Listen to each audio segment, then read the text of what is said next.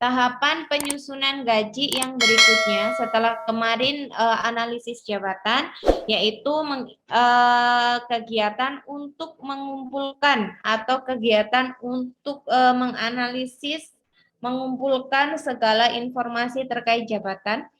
Selanjutnya dalam tahapan penyusunan kompensasi ada evaluasi jabatan dan survei gaji.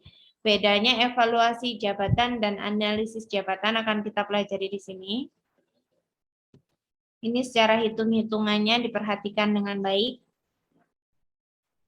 Evaluasi jabatan adalah suatu sistem penilaian terhadap bobot pekerjaan atau posisi jabatan yang digunakan sebagai dasar penetapan standar kompensasi tenaga kerja. Evaluasi jabatan banyak digunakan oleh perusahaan untuk memecahkan masalah perubahan struktur kompensasi dan pembaruan nilai besaran kompensasi di setiap tahunnya. Jadi tujuan dari evaluasi jabatan ini adalah untuk penyesuaian kompensasi yang akan diterima oleh karyawan atau pembaruan besaran kompensasi di setiap tahunnya. Teknik evaluasi jabatan juga sangat membantu dalam menentukan nilai jabatan yang tidak mudah diukur secara kuantitatif, terutama jabatan yang berkaitan dengan profesional, manajerial, dan administratif.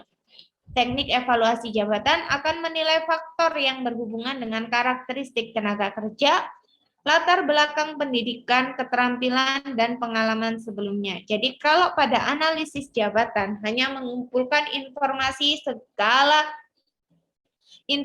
terkait jabatan, pada evaluasi jabatan ini ketika segala informasi terkait jabatan sudah dikumpulkan, pada evaluasi jabatan ini dinilai atau diberikan bobot dari jabatan-jabatan yang sudah dianalisis ini, dilihat mana jabatan yang masuk profesional, mana jabatan yang masuk manajerial, mana jabatan yang masuk ke administratif. Nah, dari evaluasi jabatan ini nantinya juga akan diperoleh beberapa faktor kompensasi atau faktor-faktor yang mendasari pemberian kompensasi di masing-masing jabatan atau biasa disebut dengan compensable factors, yaitu faktor apa saja yang diperlukan dalam suatu jabatan untuk dinilai dan disesuaikan dengan kompensasi yang akan diberikan. Jadi di sini secara pengertian evaluasi jabatan yaitu suatu proses yang sistematis dan teratur dalam menentukan nilai suatu jabatan, apakah relatif terhadap jabatan lain yang ada dalam suatu perusahaan. Hasil dari proses evaluasi jabatan ini akan digunakan untuk menentukan tingkat upah yang tepat dan adil di antara jabatan-jabatan yang ada. Jadi poin inti dari evaluasi jabatan udah bisa ditangkap ya. Kan waktu analisis jabatan dikumpulkan tuh segala informasi tentang jabatan-jabatan yang ada dalam perusahaan, lalu dievaluasi dari jabatan-jabatan, informasi jabatan yang telah dikumpulkan ini dievaluasi.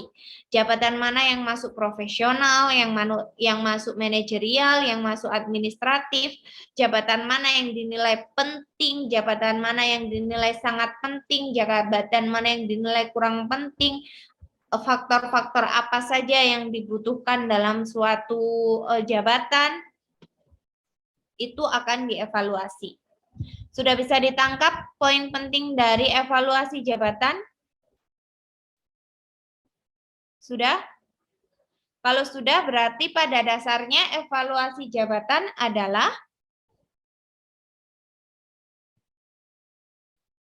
proses yang sistematis dalam menentukan nilai suatu jabatan.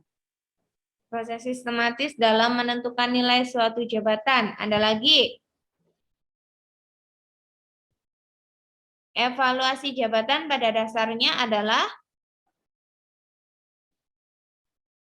penilaian terhadap bobot jabatan. Penilaian atau pemberian bobot terhadap suatu jabatan. Bisa ditangkap ya sampai sini ya? Nah, Bisa. metode evaluasi jabatan. Evaluasi jabatan tadi utamanya digunakan untuk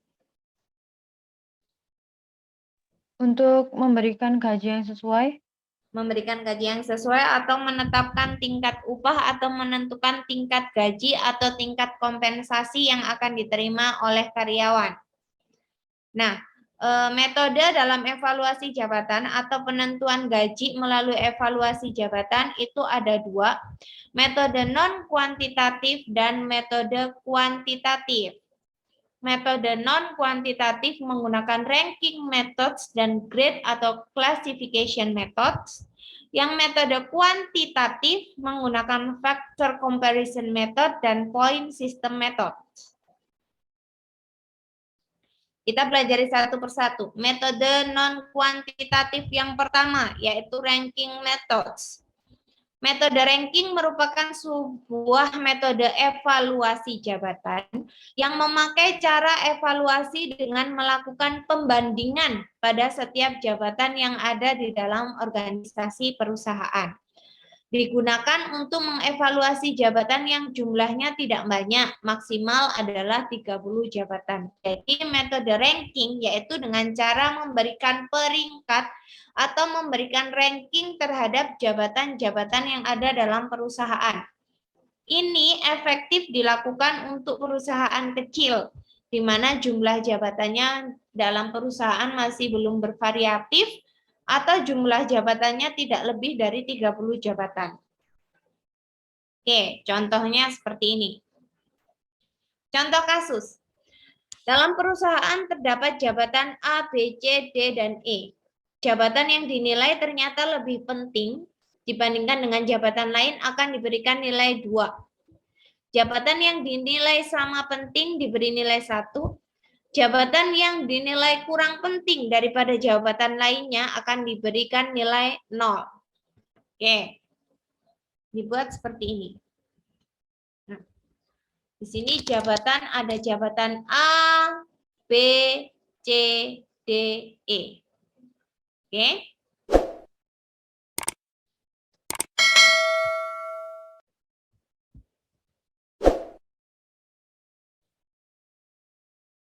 Antara jabatan A dibanding dengan jabatan A kan berarti tidak bisa dibandingkan karena sama-sama selevel.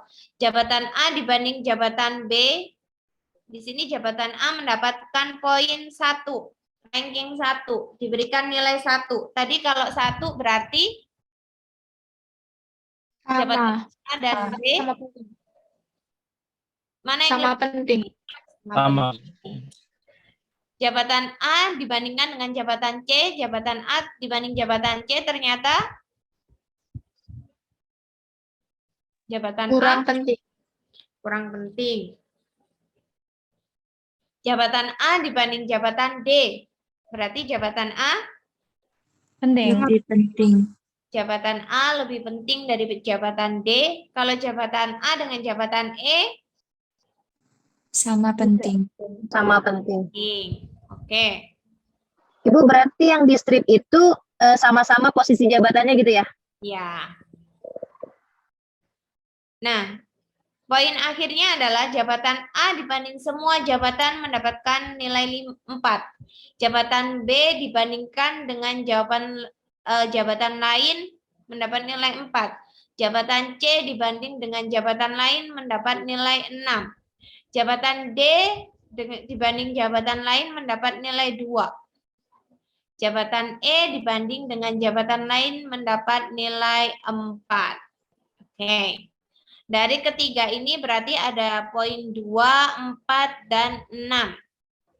Di sini berarti yang mendapatkan gaji paling tinggi adalah jabatan C. C. jabatan C. Kita lihat di sini.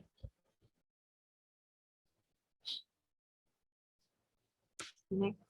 Oh.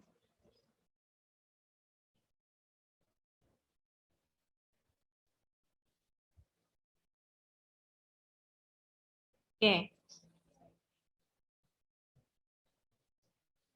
Loh.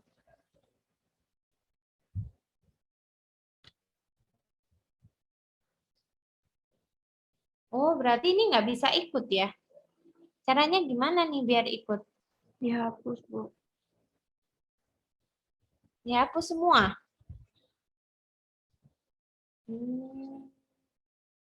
Oke. Tadi kan berarti yang lebih penting jabatan C. C. Terus C. gaji yang selanjutnya Jabatan ABE. A, B, E. Yang mendapatkan gaji paling rendah adalah jabatan D. D. Sampai sini paham ya metode ranking ya? Paham, Bu. Jadi di ranking antara jabatan A dibanding dengan jabatan B lebih penting mana?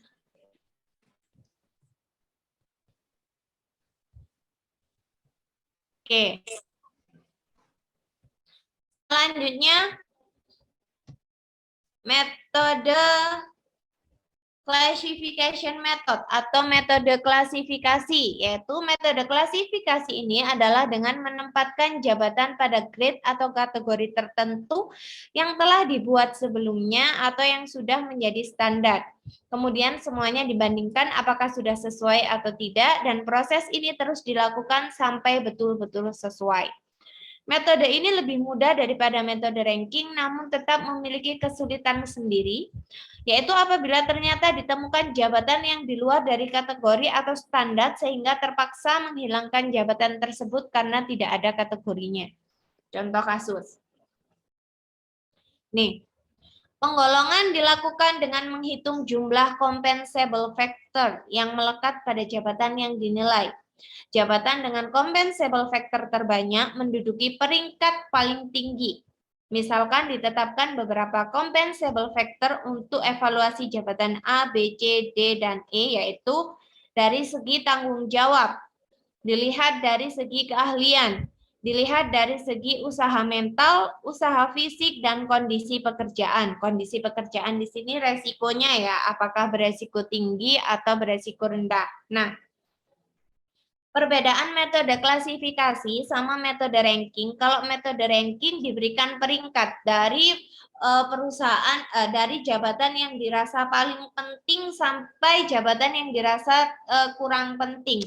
Yang paling penting mendapatkan gaji tertinggi, yang kurang penting mendapatkan gaji terendah. Nah, kalau di metode klasifikasi, setelah di ranking jabatan antara A, B, C, D, dan E, dilihat dari faktor kompensasi atau compensable factors.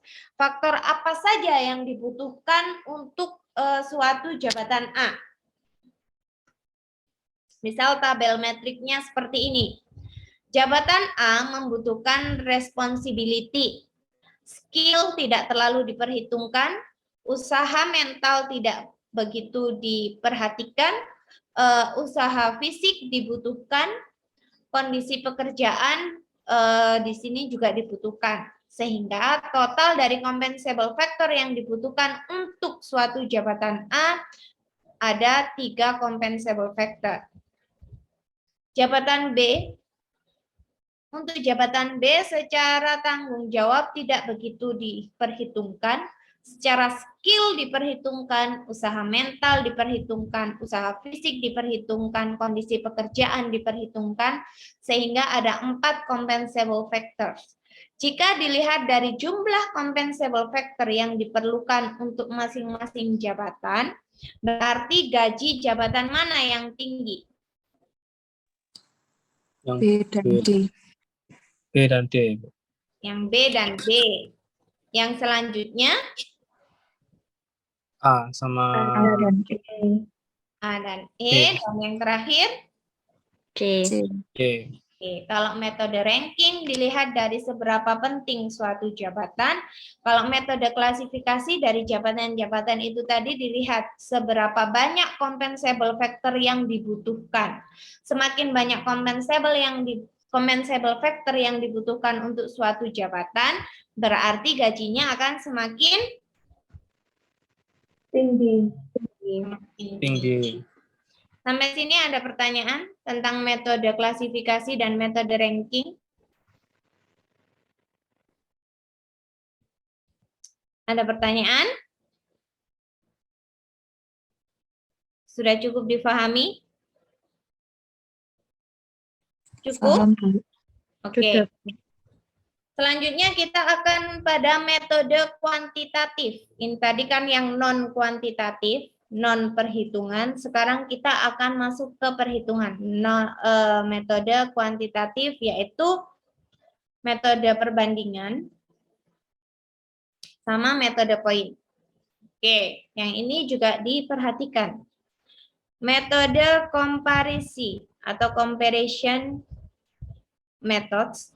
Metode komparasi faktor ini adalah membandingkan faktor-faktor dalam suatu jabatan yang biasanya dikompensasi dalam bentuk faktor yang dibandingkan.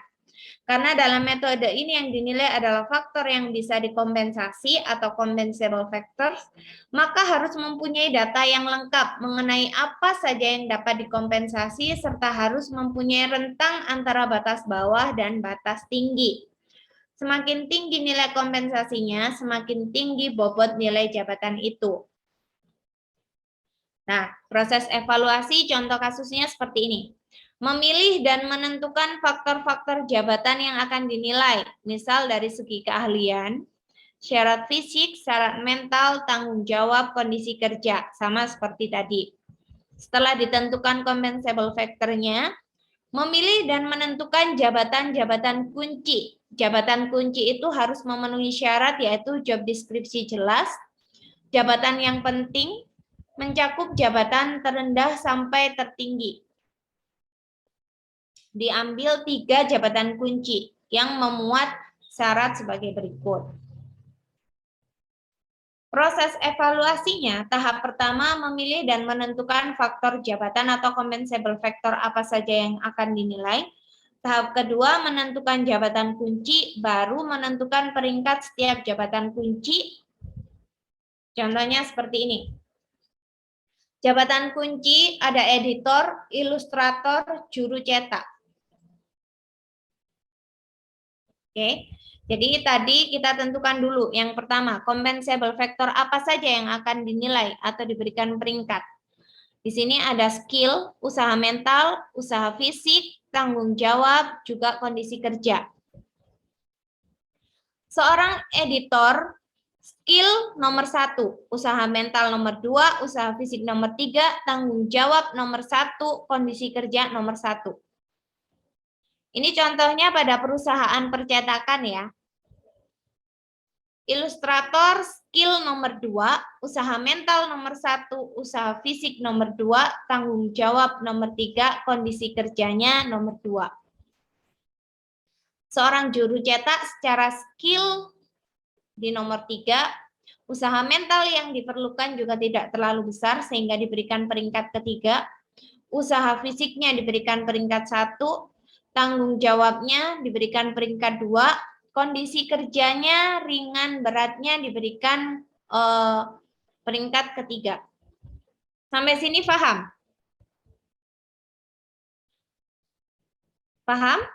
Tahapan metode perbandingan. Paham. Jadi ditentukan dulu compensable factornya. Di sini compensable factornya apa saja? Fisik, usaha Skill, mental, usaha usaha fisik, men- tanggung jawab, kondisi Tanggung kerja. jawab sama kondisi kerja. Oke.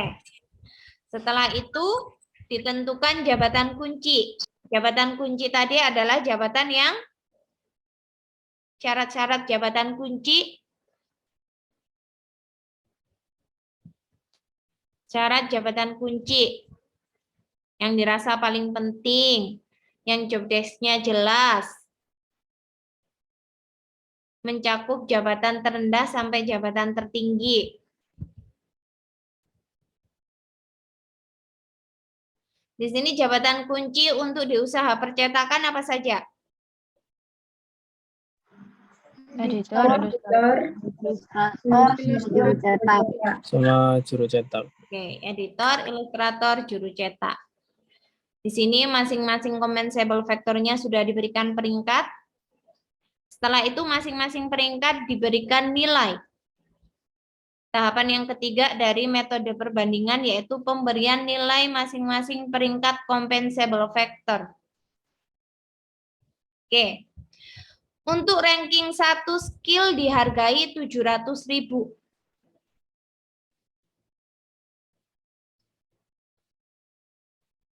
Ini kalian bisa screenshot. Apabila skill yang diperlukan itu ranking 1 atau peringkat 1, maka akan dihargai 700.000. Peringkat 2 500.000, peringkat 3 300.000, usaha mentalnya 600.000, 500.000, 400.000, dan seterusnya. Setelah tadi diberikan ranking masing-masing compensable factor-nya, ranking-ranking tersebut diberikan harga. Oke. Nah, baru di sini kita bisa menentukan. Berdasarkan tabel nilai faktor jabatan dapat disusun struktur upah jabatan sebagai berikut. Editor, ranking skill-nya tadi kan ranking 1, nilainya 700.000. Usaha mental ranking 2, 500.000. Usaha fisik ranking 3, harganya 200.000. Tanggung jawab ranking 1, harganya 350. Kondisi kerja ranking 1, harganya 400.000. Berarti gaji editor sebesar 2.150.000. Begitu juga dengan seterusnya. Nah, oke. Berarti untuk menghitung gaji seorang tukang jilid, gajinya berapa? Skill sama dengan juru cetak. Secara skill sama dengan juru cetak. Berarti juru cetak 300.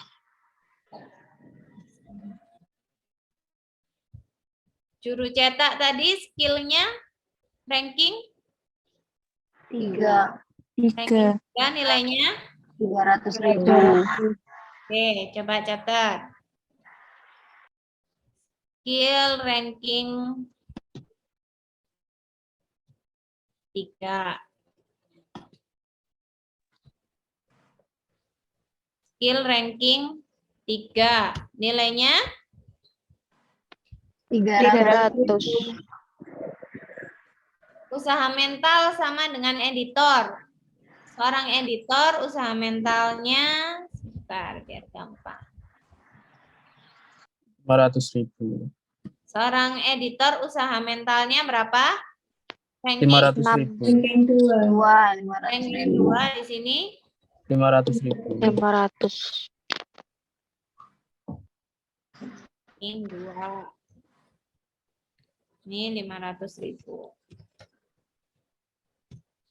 Usaha fisik sama dengan juru cetak. Juru cetak tadi usaha fisiknya ranking 200.000. ranking 3 atau ranking 1? Juru cetak. Usaha fisik ranking 1. Ranking 1 1. 400.000. Ranking 1 400.000. Ini. Semakin tinggi jumlah poinnya, maka semakin tinggi pula juga nilai jabatan tersebut. Oke, contoh. Proses evaluasi dari metode poin. Tahapan pertama, menentukan faktor jabatan yang akan dinilai. Contoh faktor jabatan dan subfaktor jabatan dalam sistem poin. Misalnya faktor skill. Kalau tadi kan compensable factor cuma dilihat dari segi keahlian. Kalau ini lebih disistematiskan lagi. Dilihat dari subfaktornya. Faktor skill meliputi apa saja? Pendidikan, pengalaman. Faktor usaha yaitu usaha fisik, usaha mental. Faktor tanggung jawab meliputi keamanan terhadap orang lain atau pekerjaan orang lain. Faktor kondisi pekerjaan meliputi lingkungan kerja dan resiko kerja. Jadi tahapan yang pertama yaitu menentukan compensable factor dan subfaktornya. Kalau yang di metode perbandingan tadi kan hanya compensable factor-nya dari skill, dari usaha, dari tanggung jawab secara keseluruhan, tetapi dari Kalau dari point methods lebih diklasifikasikan secara khusus lagi. Faktor skill meliputi apa saja? Pendidikan dan pengalaman kerja misalnya. Tahapan kedua, menentukan derajat faktor jabatan beserta definisinya. Misal faktor skill. Subfaktornya tadi adalah pendidikan dan pengalaman. Sama, ditentukan derajat atau ditentukan definisi, ditentukan peringkatnya. Secara pendidikan, lulusan S1 dan S2 di peringkat pertama dengan pengalaman kerja di atas 10 tahun. Pendidikan D3 itu menempati peringkat kedua dengan pengalaman 5 tahun sampai 10 tahun. Sedangkan pendidikan SMA mendapatkan derajat ketiga dengan pengalaman kerja di bawah 5 tahun. Compensable factor yang berikutnya adalah usaha. Subfaktornya yaitu fisik berat, mental berat itu masuk ke 1. Kalau usaha fisik dan mental yang diperlukan sedang berarti masuk derajat ke 2. Kalau 3 secara fisik dan mental ringan. Setara tanggung jawab secara keamanan besar masuk ke peringkat 1. Apabila secara keamanan dan pekerjaan sedang masuk ke derajat kedua. Apabila secara keamanan dan pekerjaan tanggung jawab tersebut yang dibutuhkan sama-sama kecil masuk derajat ke 3. Secara kondisi kerja. Lingkungan pekerjaan tidak nyaman, resiko kerjanya tinggi, itu derajat pertama. Apabila cukup nyaman, resikonya sedang masuk derajat kedua. Apabila lingkungan kerjanya nyaman, resikonya kecil, masuk derajat ketiga. Oke, jadi tahapan pertama yaitu menentukan compensable factor dan subfaktornya. Yang kedua, menentukan degree faktor jabatan beserta definisinya, yaitu menentukan derajat dan definisi, atau menentukan peringkat dan definisi. Tahapan ketiga, menentukan nilai poin untuk setiap faktor jabatan. Skill, subfaktornya pendidikan dan pengalaman. Tadi kalau lulusan S2 itu poinnya 50. Kalau pengalamannya di atas 10 tahun, poinnya 60. Begitu juga seterusnya. Baru yang keempat, perhitungan. Oke. Sekarang, apabila poin untuk masing-masing degree faktor jabatan sudah tersusun, penilaian terhadap jabatan yang ada dalam perusahaan dapat dimulai dengan cara mencocokkan dengan degree yang sesuai. Hitung gaji seorang sekretaris direksi pada perusahaan Pelita Mulia dengan spesifikasi sebagai berikut. Nih. Menghitung gaji. Di sini kok sudah ada jawabannya. Nah. Oke. Apabila masing-masing poin bernilai 10.000, berapa gaji sekretaris direksi? Secara skill pendidikan D3, berarti derajat D3 tadi 2. poinnya 40. 40. Secara pengalaman 6 tahun. Berarti masuknya Degree 2. 2. degree 2, poinnya 45. 45. Nah, di total semua poinnya diperoleh berapa poin?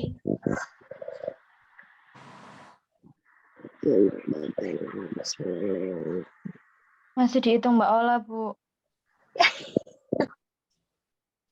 Berapa poinnya?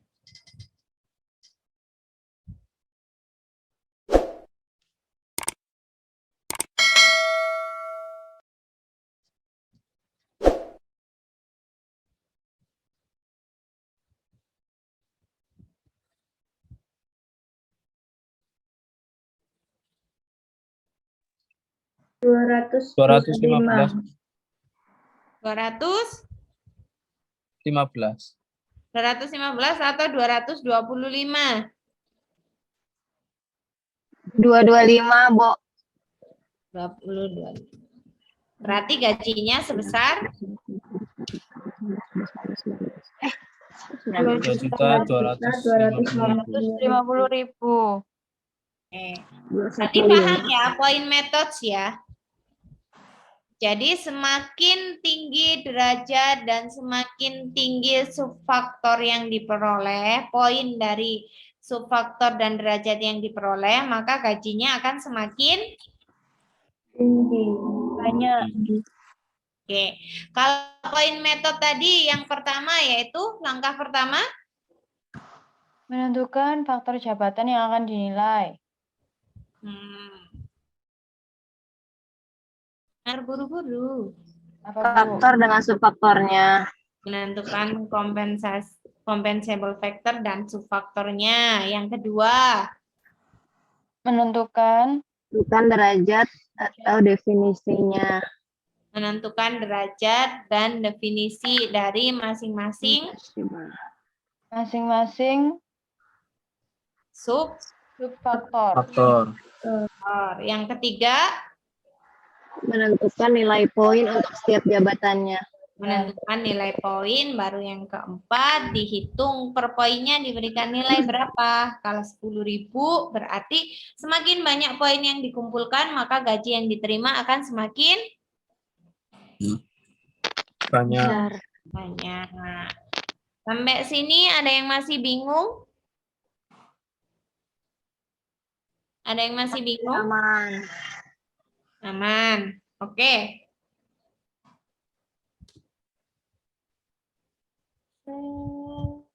Nah, tadi perhitungan dari metode evaluasi jabatan ada 4. Yang pertama apa, Ola? Menentukan compensable factor dengan subfaktornya. Bukan. Metode evaluasi jabatan ada 4. Yang pertama Ranking method, yaitu yaitu memberikan peringkat atas posisi jabatan yang dinilai dari yang paling penting hingga kurang penting.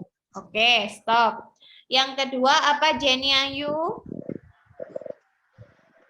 Metode klasifikasi Yaitu dilihat dari seberapa banyak composable faktor yang diperlukan. Oke, untuk masing-masing jabatan. Untuk masing-masing jabatan. Yang ketiga apa, Isnawati? Faktor perbandingan, membandingkan faktor-faktor jabatan yang antara tingkat jabatan dan jabatan kunci setiap masing-masing jabatan. Tahapannya Ada compensable factor, yang kedua menentukan jabatan kunci, yang ketiga memberikan peringkat pada masing-masing jabatan, yang keempat perhitungan gaji masing-masing jabatan. yang ketiga tadi menentukan peringkat dan Menentukan peringkat dan memberi nilai masing-masing jabatan. Oke. Yang keempat metode apa ini? Yang keempat ada metode poin. Metode poin ini menentukan faktor jabatan untuk dinilai. Lebih ke klasifikasi khusus. Tahapan-tahapan dari metode poin? Menentukan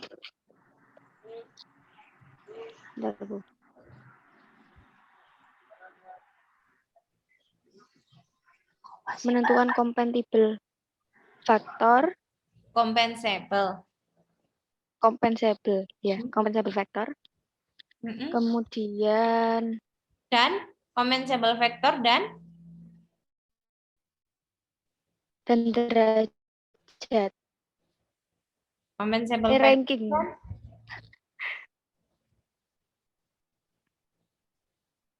Kan. Apa Aisyah Rohma? Poin metode? Yang tahapannya ya, Bu. Ya. Menentukan composable factor, terus menentukan derajat dan definisi masing-masing Menentukan subfaktor, compensable factor dan poinnya, Bu. yang tahapan pertama poin metode menentukan compensable factor dan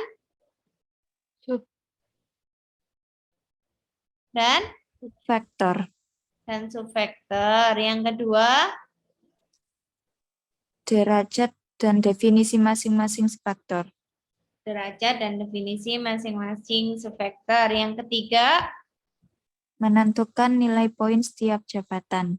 menentukan nilai poin, baru yang keempat perhitungan gajinya. Jadi dicatat ya hari ini ya. Iya, Bu. Oke. Yang selanjutnya tahapan penyusunan gaji setelah analisis lalu ditentukan evaluasi jabatan, menentukan tingkat upahnya, baru perusahaan melakukan survei gaji. Nah, setelah kita memberikan tingkat upah, menentukan tingkat upah untuk masing-masing karyawan, maka perusahaan akan melakukan survei gaji. Apa itu survei gaji? Survei gaji adalah sebuah proses yang sistematis dalam mengumpulkan dan menilai kompensasi yang dibayarkan oleh perusahaan lain. Inti dari survei gaji adalah untuk mencari tahu atau untuk membandingkan kompensasi yang telah dibayarkan kepada karyawan dengan kompensasi yang telah dibayarkan oleh perusahaan lain kepada karyawannya. Misal, sama-sama perusahaan itu bergerak di bidang percetakan. Untuk gaji yang diberikan untuk editor di perusahaan A selama ini, apakah sudah sesuai dengan gaji yang diberikan untuk editor di beberapa perusahaan percetakan lainnya. Jadi untuk melihat apakah gaji yang selama ini kita berikan itu sudah sesuaikah, lebih tinggikah, atau lebih rendahkah, atau sudah samakah. Apabila sudah sama, berarti dari metode-metode yang kita pakai dalam penentuan tingkat upah yang diberikan kepada karyawan berarti telah memenuhi asas adil atau asas wajar sesuai dengan perusahaan-perusahaan lain juga membayarkan tingkat gaji yang sama untuk jabatan yang sama. Macam-macam dari teknik survei gaji, ada yang membeli data dari konsultan, ada yang berpartisipasi pada survei yang dilakukan oleh perusahaan lain, berpartisipasi pada survei yang dilakukan oleh konsultan, atau mengadakan survei gaji sendiri. Tujuan dan proses survei gaji. Tujuan dari survei gaji atau benchmarking adalah untuk memperoleh informasi yang akurat dari para pesaing tentang kompensasi dan benefit yang berlaku di pasaran agar dapat dijadikan patokan atau perumusan kebijakan imbalan di perusahaan. Hal-hal yang biasa dilakukan pada saat survei atau hal-hal yang biasa disurvei dalam proses survei gaji adalah kebijakan pokok tentang kompensasi yang berlaku di industri yang serupa, teknik evaluasi dan skala upah yang digunakan. Jadi tekniknya dilihat, apakah antara perusahaan A dan perusahaan B sama-sama menggunakan ranking methods? Apakah sama menggunakan point methods? Dilihat pada saat survei gaji.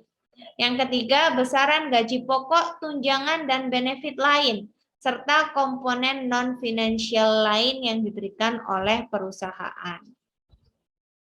Tahapan dari survei gaji itu sendiri ada tahapan membina hubungan, persiapan survei, pengumpulan data survei, manfaat hasil survei.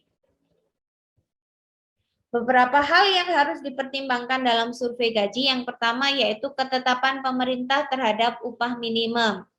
Ketika kalian sudah melakukan survei gaji, ternyata diperoleh tekniknya sama. Besaran gajinya kok berbeda antara perusahaan yang satu dengan perusahaan lama. Di sini berarti harus melihat juga ketetapan pemerintah tentang upah minimum. Upah minimum untuk karyawan swasta di kota A dan di kota B tentunya berbeda. Even dari survei gaji tadi kita memperoleh informasi bahwa teknik yang dipakai oleh perusahaan A dan B ternyata sama, tetapi tingkat upah yang diberikan berbeda. Hal itu juga seringkali dipengaruhi oleh ketetapan pemerintah dalam menetapkan upah minimum. Yang kedua, tingkat gaji di pasaran tenaga kerja. Jadi di pasaran tenaga kerja, misalnya untuk tenaga editor, tingkat gaji secara pasaran berapa? Kalau secara pasaran 1,5 juta, kita menggaji 1 juta, berarti kan tidak memenuhi asas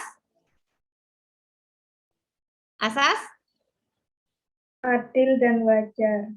adil dan wajar. Yang ketiga, lagi-lagi tetap memperhatikan kemampuan perusahaan, tetap memperhatikan tingkat kualitas sumber daya manusia yang digunakan, tetap memperhatikan strategi perusahaan dan tuntutan karyawan. Oke, sampai sini ada yang ditanyakan tentang survei gaji, tentang evaluasi jabatan dan survei gaji.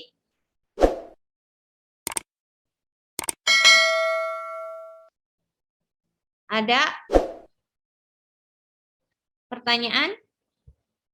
Jadi tahapan dalam penyusunan kompensasi yang pertama kemarin apa dulu? Yang pertama kemarin apa dulu dalam tahapan penyusunan kompensasi? Langkah-langkah dalam menentukan kompensasi, tahapan-tahapan yang harus dilalui. Yang pertama adalah Analisis jabatan.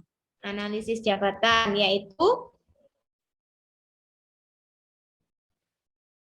analisis jabatan apa, Rahmat? Menganalisis setiap jabatan guna mengetahui tingkat penting atau tidaknya suatu jabatan.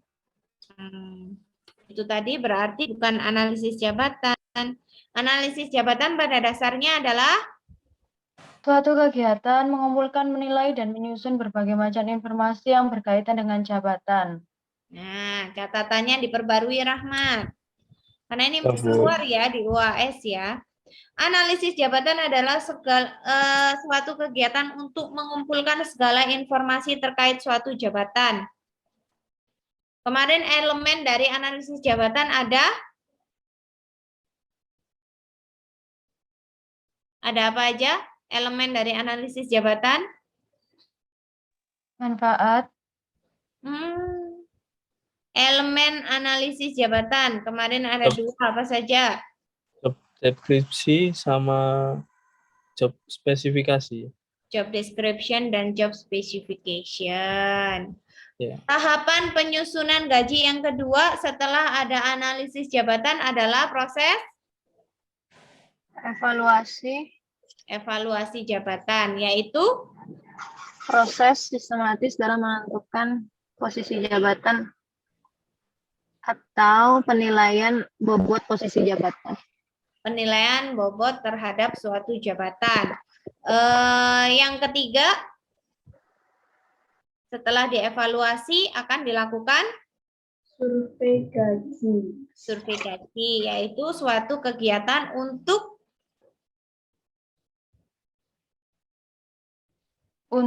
mengumpulkan dan menilai kompensasi kompensasi yang yang dibayarkan oleh perusahaan lain. atau apa, Isna? membandingkan kompensasi yang diberikan dengan kepada karyawan dengan kompensasi yang diberikan oleh perusahaan lain kepada karyawan. Membandingkan apakah tingkat kompensasi yang diberikan oleh perusahaan telah sesuai atau telah sama dengan kompensasi yang dibayarkan oleh perusahaan lain kepada karyawannya. Dengan catatan di jabatan yang sama ya. Dengan mempertimbangkan beberapa faktor tadi.